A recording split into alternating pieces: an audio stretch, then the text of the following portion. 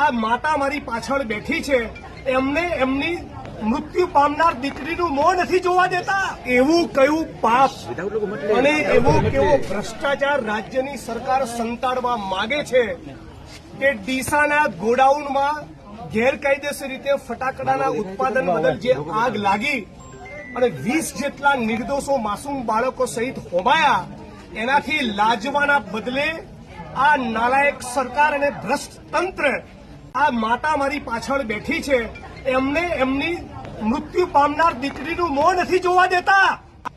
એની લાશ એમની મરજીની વિરુદ્ધ મધ્યપ્રદેશ જવા રવાના કરી દીધી. આપણા ગુજરાતમાં શું ધંધા ચાલી રહ્યા છે? એવું કયું પાપ છે જે બનાસકાંઠા જિલ્લા કલેક્ટર તંત્ર છુપાવવા માંગે છે? આ સવાલ પૂછવા માંગુ છું. આજે 8:24 કલેક્ટર મિહિર પટેલને મેં ફોન કર્યો છે કે મધ્યપ્રદેશના પીડિતો મને કહી રહ્યા છે કે અમે આવીને આઈડેન્ટિફાઈ ન કરીએ કે મારું સંતાન છે, અમારા સગાવાળા છે, ત્યાં સુધી કોઈની પણ બોડીને મધ્યપ્રદેશ રવાના ના કરતા એ છતાં ડેડ બોડી મોકલી દીધી. કોની સૂચના હતી? કમલમની, ગાંધીનગરની કોની સૂચના હતી? એવા શું ધંધા તમે કર્યા છે? એવા શું પાપ કર્યા છે કે તમારે આ બધું છુપાવવું પડ્યું છે?